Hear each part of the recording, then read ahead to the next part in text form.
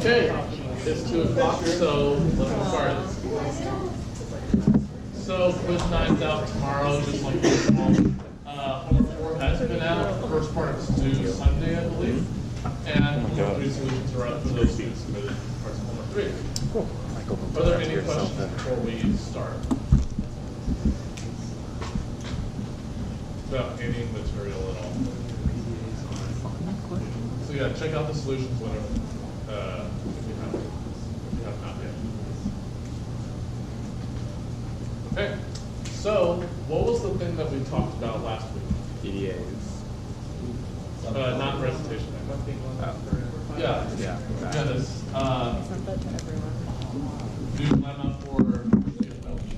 Oh, I didn't get it. Yeah, I did. And I remember the one about regular languages and how did that work? We had a DFA, and then we just fed a really long string that was accepted by the DFA, and then we just repeated that looping part. So that we repeated the state, and then we just repeated that part. How does it work here? Because we don't have a DFA anymore.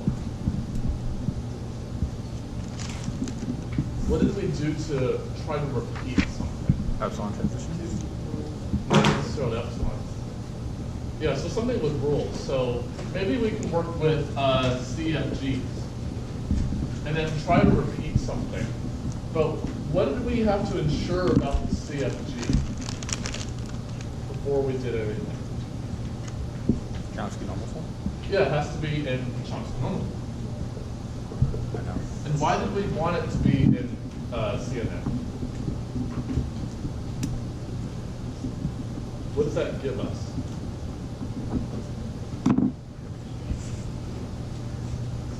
What does this a grammar in CNF make easier? The rules? Well, the rules, but what about, say, a derivation or something equivalent to a derivation? Parse tree. So is there something I can say about a parse tree for a grammar in CNF? Yeah, it's binary. So if we look at a parse tree, I'm not necessarily saying that it's flat in the bottom, but let's just say it is. And we know the start variables at the top. What do we know are at the very bottom of the tree? Terminals. Terminals, right. So let's say it's W1, W2, W3, all the way to the end. But what is in the middle of the tree? Variables, right. So it's some variable, let's just say A in this case. What do I know something, do I know something about this variable, this node in the tree? It goes to 2 different variables. Yeah, so it could go to 2 variables because in CNF we have it produce 2 variables. But what's the other case? It's the one that produces one of those terminals. So it might be way down here and it produces one of those terminals, right? Well, let's see. I kind of want to have some repeating pattern here. So what thing do you think I should be repeating? Or try to repeat? There are only 2 choices, terminals or variables. I think variables, right? Because I have a big string, I can't pump string full of terminals. So let's look at this tree, but blowing up a little bit. I know the start variable up here. And what we wanted is for this tree to be so large so that we have a path that repeats the variable. So let's say that this is such a path. What should I insist on every root to leaf path repeat a variable, or do I need only one? Yeah, I only need one, right? Because yeah, I only need one. So let's just say that the variable that's repeated is A, the first occurrence of it is there, and the second occurrence of it, let's just say is there. What do I know about those 2 variables? Is there something I know they aren't? Terminals. Well, they're variables, but could they be the start variable? No. No. No, because the start variable doesn't appear on the right-hand side of any rule. So I know they're not the start variable. So that's good. But what else do I know about what they generate of the string down here? Could they possibly generate the empty string? These two occurrences of A? No, and how do I know that? There's no way for for a variable other than the start variable to make the empty string. So an important thing here is that both of these occurrences of A must generate something. They have to. Okay?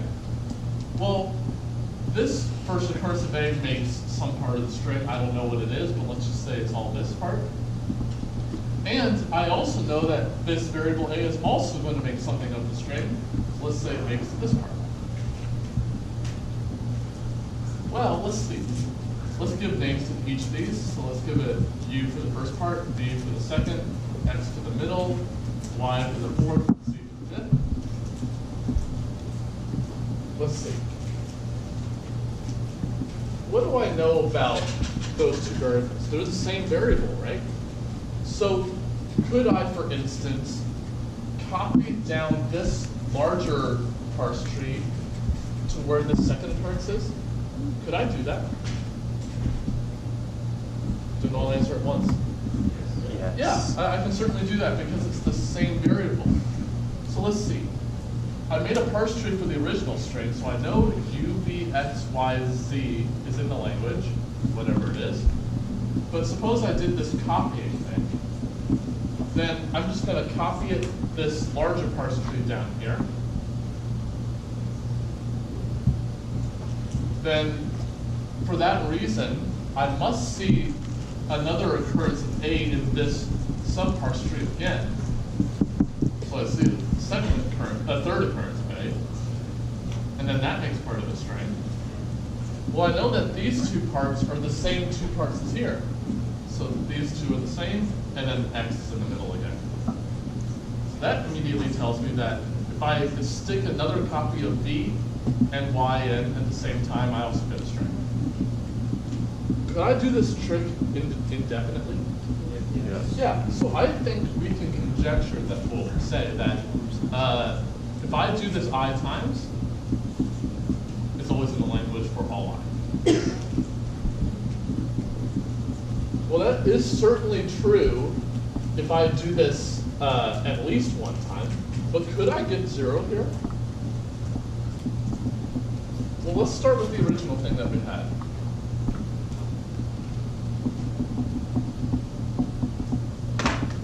Or rather, look at the original thing. So this is X. Could I, first, let's see, could I eliminate the V and Y part? Yeah, how would I do it? Yeah, just move this lower parse tree up to where that guy is. So I do a lot of erasing.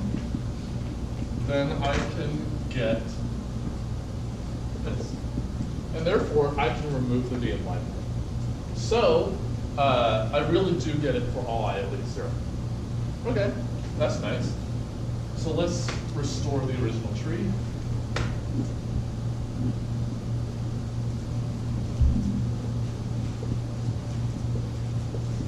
All right, well, the part that I'm going to be putting in more times is V and Y. So do I know anything about whether these two are empty or not? They can be, but could both of them be empty? No. No, and how do I know that? I know that because this variable up here must make two variables. Well, what happens is that one of those variables could be that this A here, which makes the X part, but that other variable must make something of the string. So whichever side it is, it must make something in either the V or the Y part. So at least one of them has to be non-empty. So we can also say that Vy's length is at least 1. So that's nice. Well, let's see. So let's consider the length of the string to be P. Well, actually, all I need is that it's at least P. So I have a string of length at least P right here. what do I, does this statement hold for strings of length exactly p? Yes. Yeah, because it's included in here. So if this string is length exactly equal to p, how far could the beginning of v and the beginning of y be? Could they go all the way to the end? They technically can't, but could they go past that? No. So I know that the length from the beginning of v to the end of y is not longer than the length of the string. Well, I just said that it's equal to p for that particular case.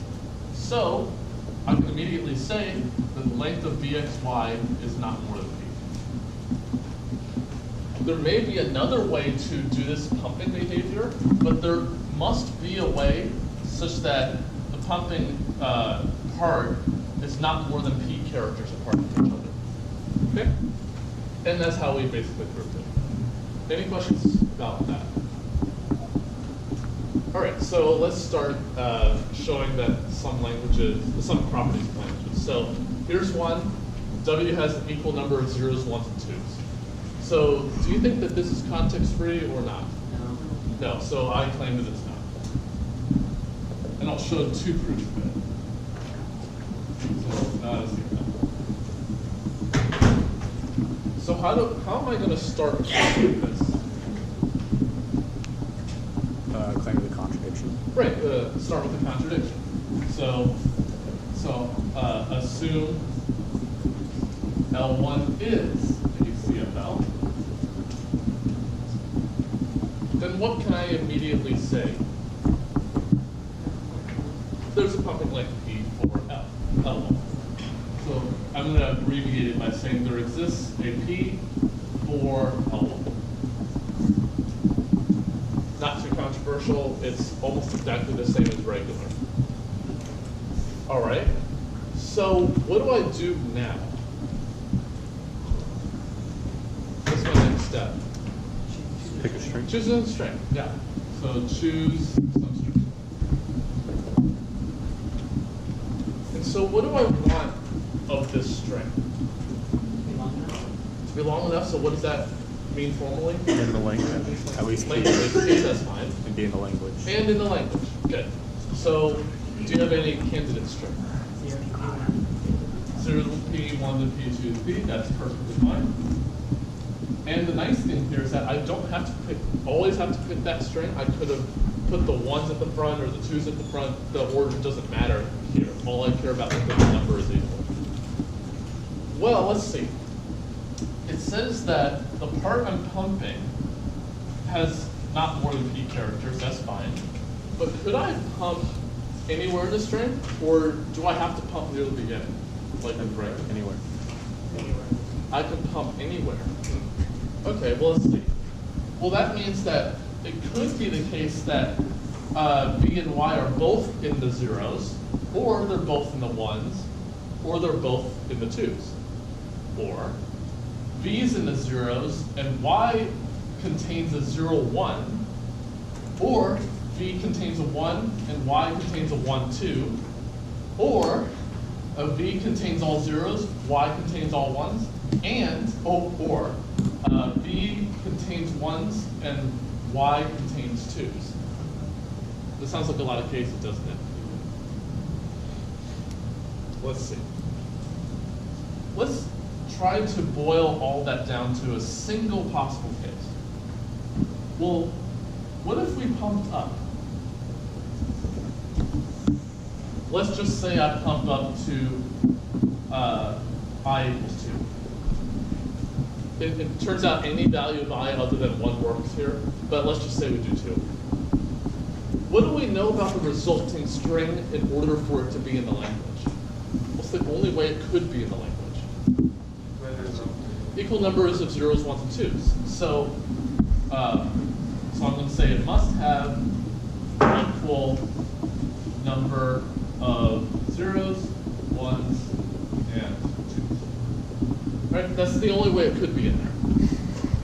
Well, and I'm saying here, for every possible decomposition. I don't even care what it is. So it must have an equal number But did I add something to the string, or was it exactly the same? I must have added something because the parts I'm pumping have non-empty length together. So when I pump up, at least one character was put somewhere. Well, if one character went up, what do I know about the other two? They have to go up the same amount. So this implies that the number of zeros went up, but that also implies that the number ones went up, number twos went up. Whatever that number is, I'm not concerned about that. So if I, no matter which one of these I pump, the other two have to pump up the same amount in order to stay in the language, right? But can that happen? No.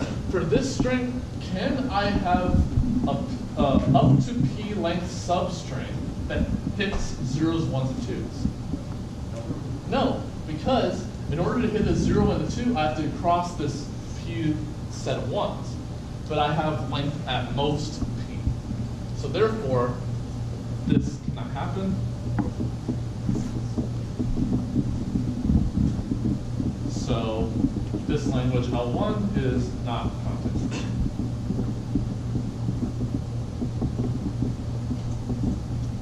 Okay. So just recap. It says that no matter how you pump for every single value of I, you always stay in the language. But I just picked one. I just picked I equals 2. Any one works other than 1. The only way it could be in there is if we had this equal number.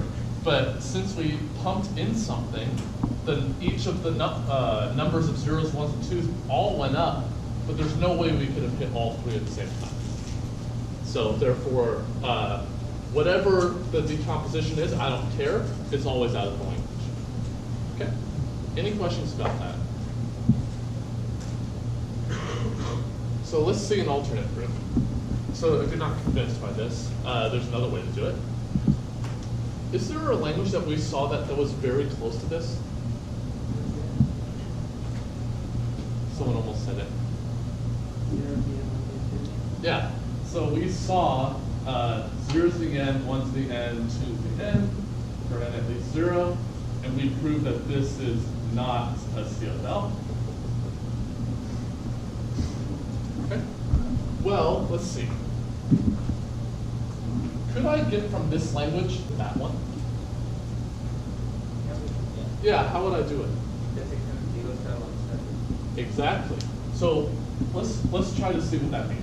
So if I look at L1, it says that if you're in L1, you have an equal number of zeros, ones, and twos. But can they appear in any order? Yeah, I don't say what the order is here, but there is an order right here.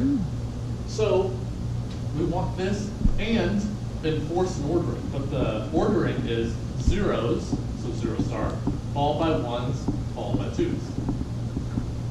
Right? Well, let's see. What is the resulting language then? It's this language, right? So this intersection is equal to that non-context-free language that we already know. What do I know about this one? It's regular because it's a regular expression. Couldn't L1 be context-free? Maybe, but what is a context-free language intersect a regular language? It's always context-free. But I know the result can't be is not context-free, so there's no possible way that this is context-free. So it's not a CFL. Because if it were, then the result would be context-free, but we know it isn't. Okay? Any questions about that group? So you can use closure properties like this to show that some things are not context-free either. But any questions about this? Yeah. Can I just say for using the common is the general strategy to try to put like a p distance between some of the things you're trying to pump? Yeah, that's the usual way to do it, and that's actually the way that the other three are going to go. This one's a little different, but the other three are pretty much exactly the same. The mechanics are very slightly different, but the core idea is exactly the same as the regular language one. Any other questions? Okay. So, how many of you recognize this language before? If you don't, then you weren't in my recitations in week 5. So, we covered this language, which is the language of all zeros, such that they're all perfect squares. And I claim that this is not context free.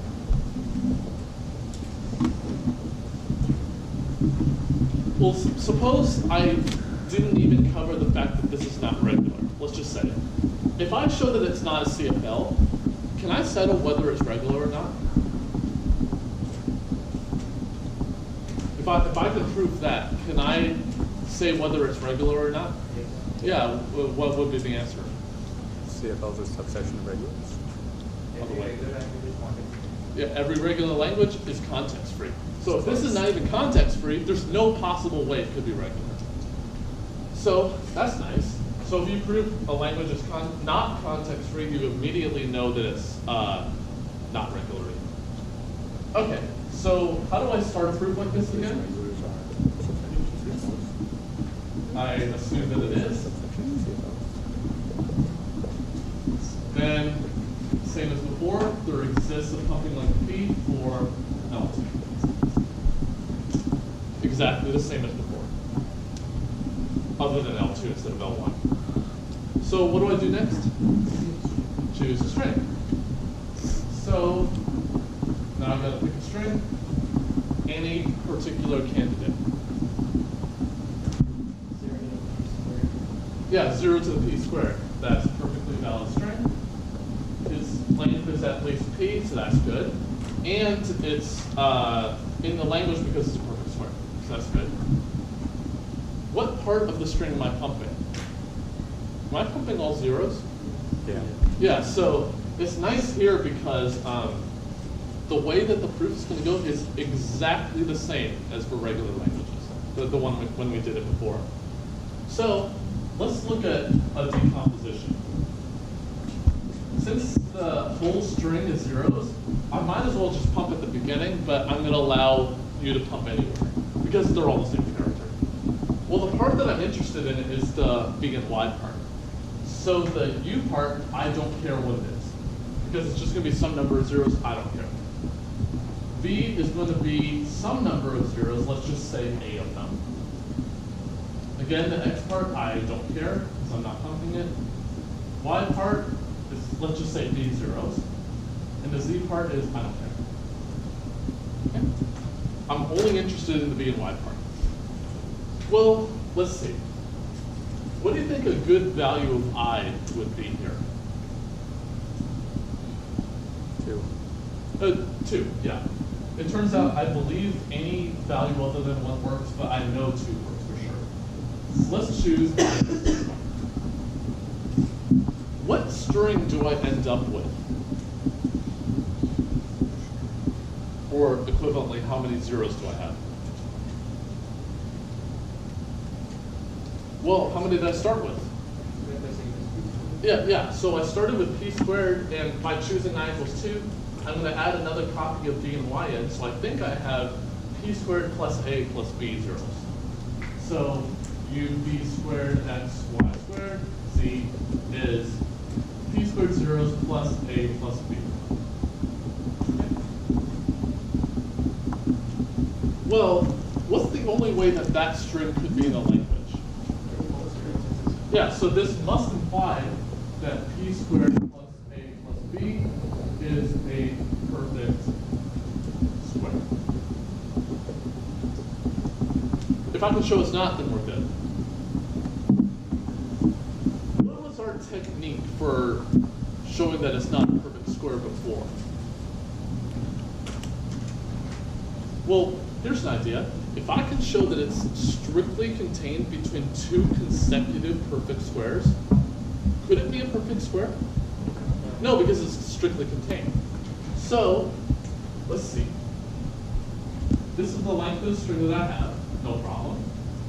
Maybe we can talk about what the smallest of this number could be versus the largest of it. what is the smallest value that this could possibly be?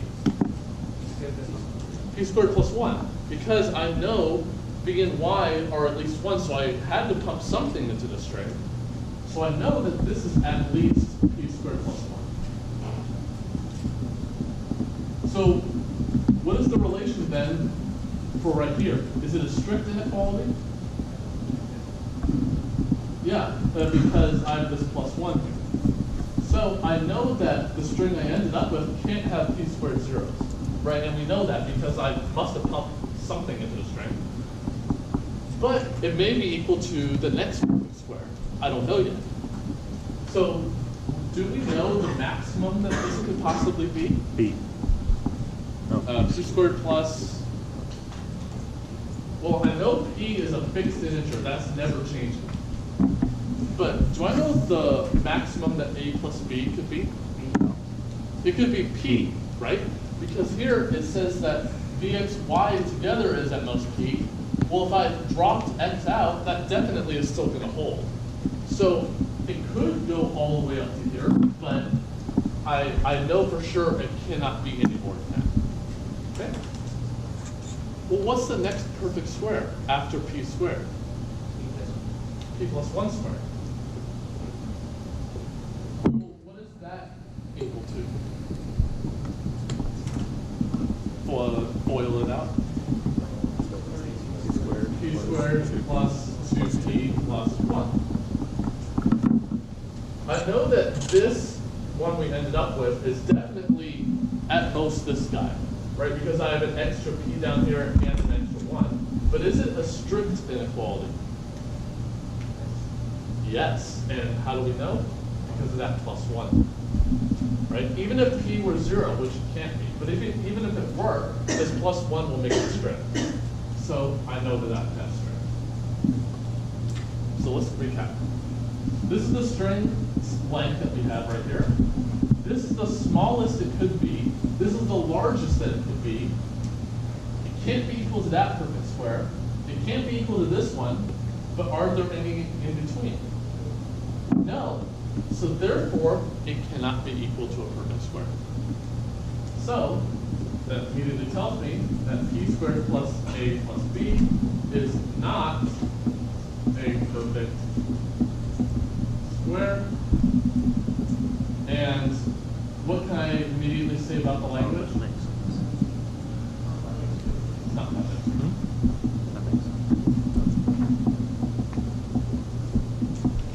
Because I pumped out.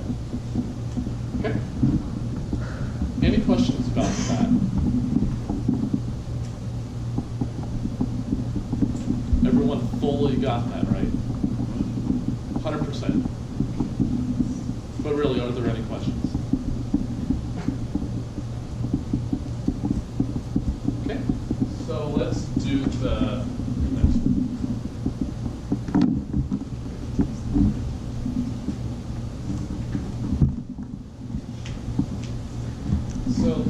So that's something I wanted to talk about. We know that this language is not regular because of this, but that immediately tells you something interesting. We know that context-free grammars are at the heart of all compiler design. So if you wrote a program to check whether a number has, whether a string has perfect square length, there's no CFG that can verify your program's correctness. It doesn't exist because it's not context-free. So I think that's something to really think about. You really do need more power than a context-free grammar here, even though they are at the very heart of compiling design. All right, so let's do the third one. So very closely related. Again, all zeros, but I want a prime number of them.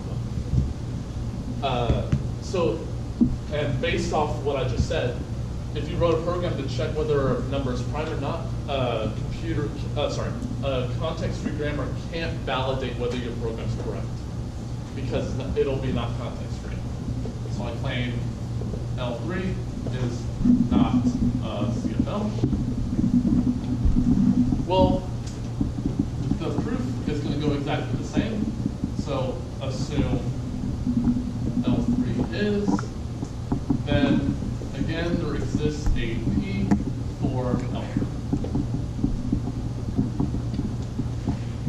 next step is Choose a language.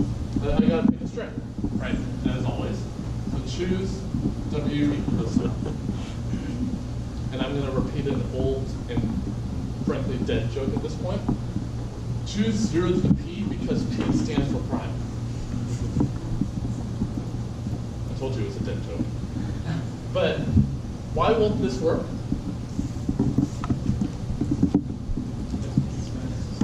It's not necessarily a prime. Oh boy. Well, could I choose a prime that works? Okay, that's an idea. Let's choose a prime that's at least P. That'll definitely help, but do I know that there is a prime at least P? Yeah, how do I know that? How many primes are there? Infinitely many. Maybe. Well, could they all live less than P? No, because P is a finite integer, so therefore there's something at least as large. So let's pick a prime then. So choose any prime R at least P. And then choose W to be 0 to the R instead. So now it actually is in the language A long enough because the prime is at least P. So like before, I'm going to make a very slight modification to this. I'm going to make it P plus 2, and we'll see why in a second. But can I guarantee that there's a prime at least P plus 2? Yeah, because again, there's still infinitely many primes. Well, let's see. So it's very clear right now that the length of W is equal to R. That's totally obvious. But here I said that if we choose I equals 2, it's going to work. Here, I don't know what value of I is going to work. So maybe what we can do is let's focus on the length of the string because the string's all zeros. It doesn't really matter as long as I focus on the length of the string. If I can produce a string that is composite in length, so not a prime number, what can I immediately conclude? Regular. Or not zero. It's not context-free because I just got out of the language. So I don't know what the breakdown into u, v, x, y, z is, or what value of I to pick. But what I want to look at is what happens in general. So you see this quite a lot in theoretical stuff. It's not really easy in some cases to prove something true or not true. But what you do is you try to make it as general as possible, then it becomes easier. So this will actually end up being easier if I do this.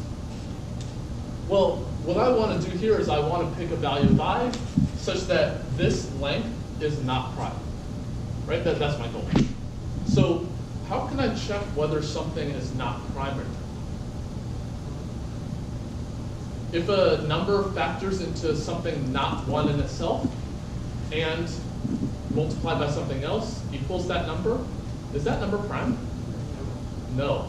So could I just say that if I make this number so that it's the product of two things which are at least 2, is that number prime? No. So that's my goal. And that's actually where this plus 2 comes in. Well, let's see. What I'm going to do is I'm going to try to split this up into 2 pieces. So if we look at this length, can I say that this length is equal to the length of uxz plus the length of v to the I, y to the I? Can I say that? Yes. Yeah, because all I'm doing here is just concatenating the 5 pieces together. I just split them up into 2 pieces, right? And then just added their lengths, which is what concatenation really is anyway. All right, so that was pretty easy. So now what I'm going to do is I'm trying to play with this value of I. So this is a little bit more controversial, but can I say this? Can I bring the I out in front of the Vy part? Yeah. Yeah, well the problem is that this seems like is I copies of Vy, so it's Vy, Vy, Vy, Vy. But here is V, Y, right? Are those the same though? Yeah. Yeah, because all I'm concerned about is the length of the string. And the thing is, I'm only dealing with zeros here, so it's fine. I can rearrange zeros. But in general, I can't rearrange strings like this. But if I'm focused on the length, I always can, right? I can rearrange characters as I want. What do I know about the length of UXZ? Here's an easier question. What do I know about the length of VY at most? It's at most P. So what do I know about the length of UXZ at most? At least. At least 2. Because if this went all the way to P characters, there are still 2 left. So I know that this is at least 2. And this guy, well, I don't know anything other than it's at least 1. Right? That's the stipulation we had. So this is at least 1. So I have something already that is like at least 2. So maybe what I can do is I can have that be multiplied by something which is at least 2. Then I can immediately get what I want. Well, I have something already which is at least 1. Could I transform that into something that's at least 2? It's not that hard. How can I make something that's at least 1 become something that's at least 2? Multiply by 2.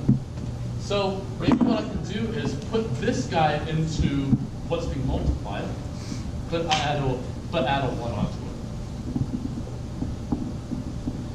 Well, if I can get to here, well, I know that this guy is at least 2, and because I added a 1 here, this is at least 2, and then therefore the resulting number is not a prime. But what value of I should I pick?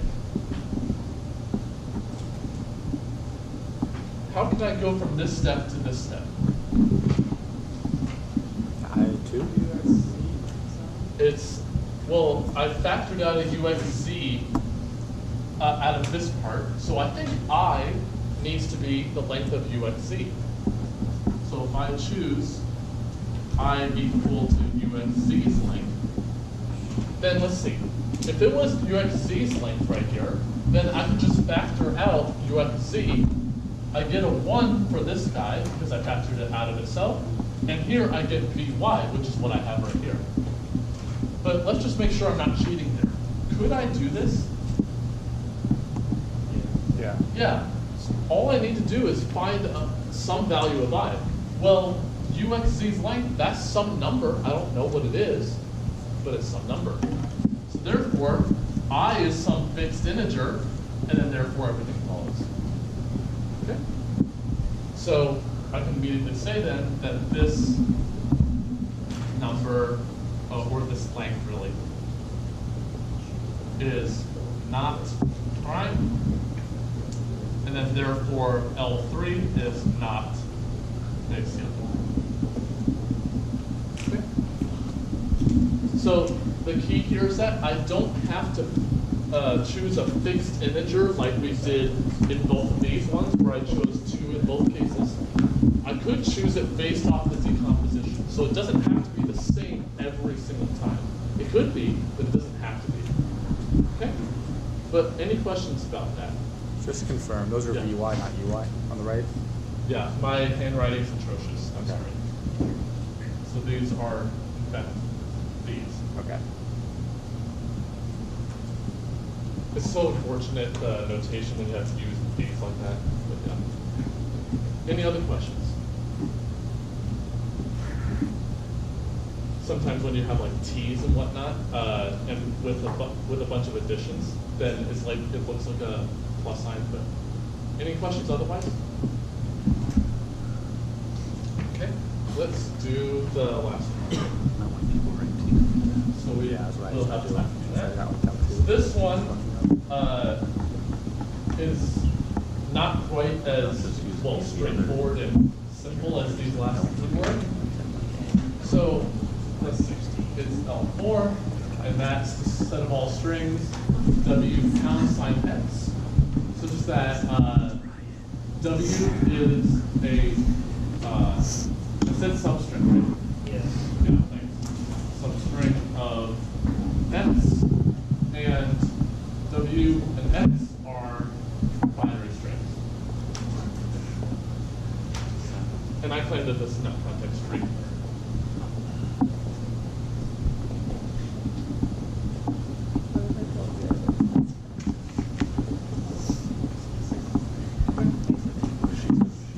Well, the proof is going to start the same. She looks right here. So I'm going to assume that L4 is context free. Then there's a pumping length P for L4. That's fine. But now I have to choose a string. And instead of just asking you what string, I'm going to suggest a string. And I want you to tell me whether it's good or not. So 0 to the P, pound sign, 0 to the P. Is that in the language? Yep. Is it long enough? Yes. Should I choose the string? No, and why not? Yeah, I can pump it, and what's the decomposition that will pump this? I'll help you out. U is 0 to the P minus 1. B is you could make B to 2 characters if you want. So B to be a single 0, X to be pound sign, Y to be a single 0 again, and Z to be P minus 1. Well, let's see. What if I pumped up? What has to happen? Well, B and Y, I'm just going to be adding the same number of zeros to both sides. So therefore, the number of zeros is going to go up exactly the same on both sides. And I will get a string that's like this. Is the left-hand side a substring of the thing on the right? Yep. They could be equal. So this string will not work. And obviously, if I chose 1 to the P, pound sign, 1 to the P, I'll get the same answer. It won't work. Is there a better choice, though? Of course there is, but what string should I pick? It seems like the idea is have the same string on both sides and then try to pump out. But any choice? 0 to P, 1 to P, pound, 0 to P. Yep, so that one will actually work. So 0 to the P, 1 to the P, pound sign, 0 to the P, 1 to the P. It's definitely in the language and long enough, so that's good. Well, let's see. What has to happen? Well, I gotta look at all the possible cases. So what if I pumped only on the left side? What would have to happen? Yeah, so if I pumped up, the length of the left side is longer than the thing on the right-hand side. So could it be a substring if it's longer? No. So if B and Y are all put in quotes before the pound sign, pump up to I equals 2 to get out of L4. Okay, so that's pretty easy. So this case is a little harder. So if B and Y are in both after the pound sign, well, the problem here is that, well, what you could do is, well, think about this. If B and Y both lived in the ones, right? If B and Y both lived in the ones and I pumped up, what would I do? I would just keep adding ones onto the end. Is the left side a substring of the right? I'm not touching the left side, and I'm making the ones longer on the right. I think it's still a substring. Yeah, it's still a substring. So that's a problem, right? Is there a way to fix that though? What if I pump down? If I'm all in the ones? Yeah, if I pump down, the number of ones is going to go down, and then therefore this left-hand side has length longer than this side, so therefore it can't be a substring. That's actually true if you look at the zeros as well.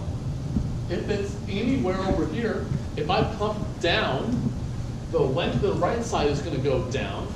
What about the left side? Is it going to change? Is the left-hand side's length going to change? We're still waiting. No. No. So just pump down to I equals 0 to get out of it. That's pretty easy. Okay. Well, what has to happen here? What's the only other case that could happen here?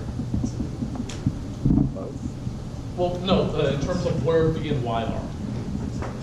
If Vxy contains the center of the string. So if Vxy contains pound sign. Well, what would have to happen in that case? Well, it might be that Y has 1 pound sign and 0, but what would have to happen if I pumped up? The two numbers after, or the two characters before and after the pound sign have to be the same. Yeah, so the things before and after the pound sign have to be the same. So because the end of this string better be the same as the end of this string. Well, if it contains any zeros at all, then it's not going to work because this side, when I pump up, is going to have a 0 at the end. So that's not going to work. But it may be the case that both V and Y is empty, let's say, and V is the pound sign, and X is empty too. Well, what would have to happen in that case? More than 1 pound. What's that? We get more than 1 pound sign in the. Yeah, I would get more than 1 pound sign, but then I'd leave the language too. So, pump up.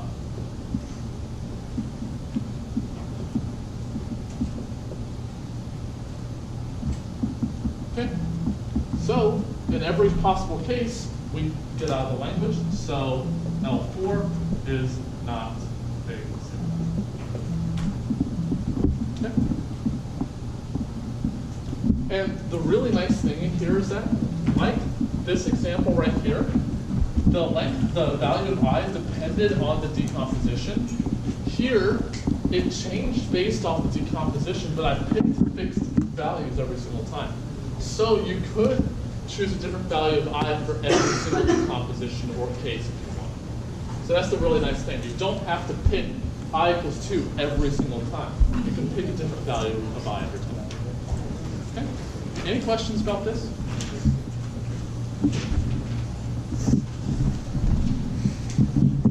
Okay, see you next week. That's not the sign.